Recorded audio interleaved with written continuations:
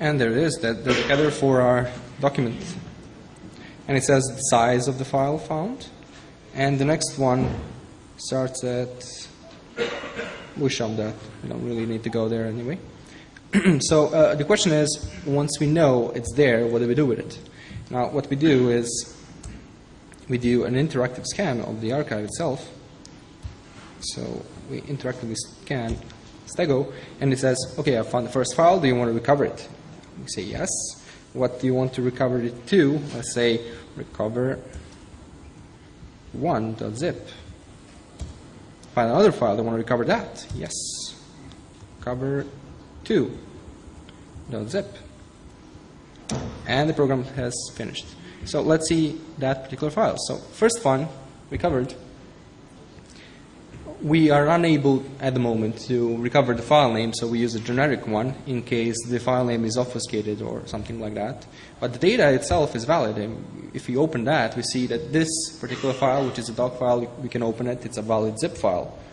So this thing can be just renamed to the zip archive because that is what it is. It's a zip inside a zip. You can extract that data and see it later, of course. And for the second one,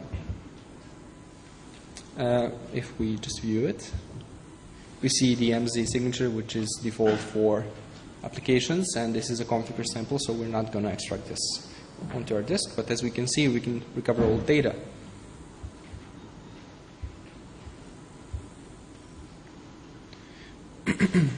So we can try this engine on any of the advisories we gave, and it's going to report all the information about the vulnerabilities we just disclosed. So let's try this 11. So just scan the file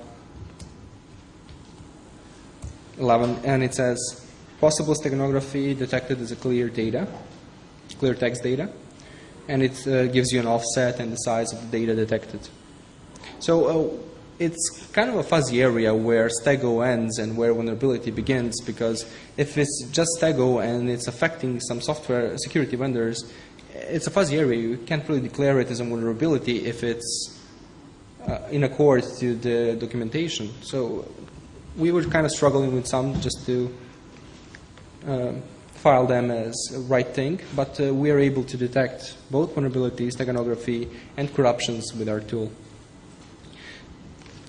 So what's important is that we have embedded not only these 15 vulnerabilities we found, we embedded 30 more we found in the process of coding this tool. However, there's no description for that because we haven't really disclosed them yet. You're just going to skip over that content and play like the archive is valid. Once we disclose this, and this is going to be this or the following month, then the tool is going to get updated and you will see what the vulnerabilities were. But it's a process. It's 30 new vulnerabilities, and since the last 15 were patched, and some of the vendors are still rolling out patches, we want to make sure that we have 30 new and not something that was a residue from the old ones. So if it was patched, it's no good. What we found is that we were doing testing in association with VirusTotal, so we were using their scanners to do that. And what we found that this wasn't really a good idea, because some of the security vendors have command line tools there that haven't had their engines updated in a while. So what we did now is have our results from VirusTotal and just manually verify that if that's going to affect your desktop solution. So the data in the vulnerability advisories we get now is much more accurate.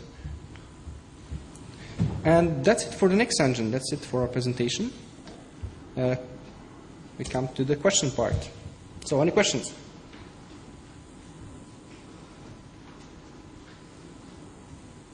Come on, guys, there's got to be one question. How come you're not able to recover the file names? Because it was clearly in there. So.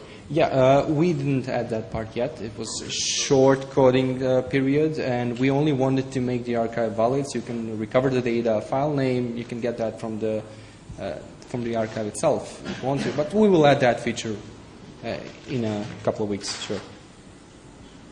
Anything else? Yeah? What amount of data can you hide in these files without? Any amount of data. If I was to hide a particular file in it, I would definitely change the uncompressed size of the file before that. And so it all adds up.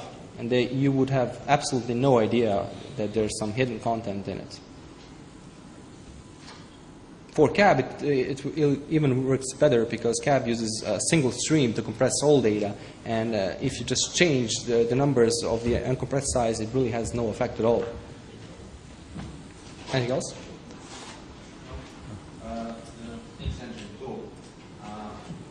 When I'm searching for data on broken drive, some kind of recovery tool, Okay. it doesn't matter if it is a drive or device or file. Is the way how it finds the file similar to what the Nix engine uses? The Nix engine opens the file you provided to. So if you provide a zip archive, it identifies that as a zip archive. If it is really a zip, it doesn't matter which extension it is. We do data checks to make sure, and then just inspect that content. But does it expect zip archive as a zip archive or as a raw binary search? Raw binary searches for the signature, and we identify that as either zip, RAR, GZIP, or CAB, which is supported at the moment. Okay. Anything else? What's happening if I encrypt or password protect the zip file? Does this then work? Or Yes. You get a response which says this particular file is protected by a password. You can see that in the console. That's an information we provide with the data about the file, because this is an SDK. You can embed this anywhere. That was the basic idea. But it doesn't decrypt files or anything. In the process of recovery, you really don't need to do that. You use another tool to break the password. So if I want to analyze my zip files, if there are some hidden data in it, I need to decrypt it or to unprotect it first? First you do the recovery part, and then it creates a totally new archive with a valid header. It still stores the information about the password, so you are able to use a brute forcer to recover the password itself on the newly created but valid archive. Even if the original one is password protected? Yeah. It depends on how the Stego is implemented, because this particular program we showed, it embeds new data but still a zip file inside it. So when we recover that, that's another zip file. It doesn't matter. But some tools just do inject the data. They don't compress it. They just encrypt it with a random password. And you will get a detection from our tool, and it's going to say, okay, there's some data from here to here. We have no idea what it is. Go check yourself. And when you do, you can either see if that's junk data, plain text, or something that looks encrypted. And then you can apply your cryptography tools to work with that kind of stuff. But the main issue we had is just finding the data, because this is all novel, and we have absolutely no idea how prevalent this is in the wild, because nobody really checked. Yes? I'm just trying to get this clear. So the whole idea is, so let's say someone has your tool, Okay. then they'll be able to find. Hidden content, no matter what. Okay, so the idea is, as long as you don't have that tool, no one's able to detect that there's hidden data. As I said, it works generically, so it doesn't matter which kind of Stego tool you use to hide files, it will still be able to detect hidden data. It won't be able to tell you how it was hidden, but it will tell you from here to here there's hidden data. And you use a software engineer to check for that data and see what it is.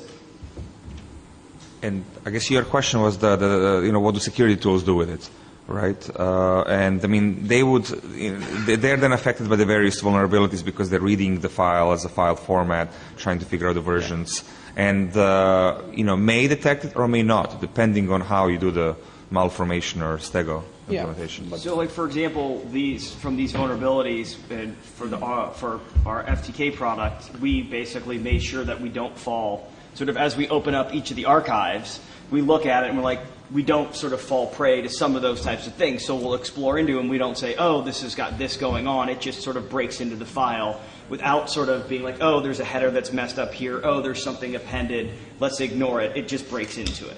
Yeah. So instead of it being a detection mechanism, it's more of just get into the data.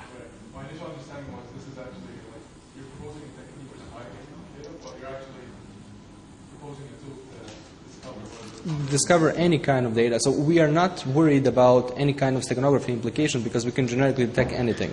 So that's what we try to do. And from the software security standpoint, it really doesn't matter what kind of data is hidden, because if the user doesn't know about it, he cannot be infected, of course. Yes?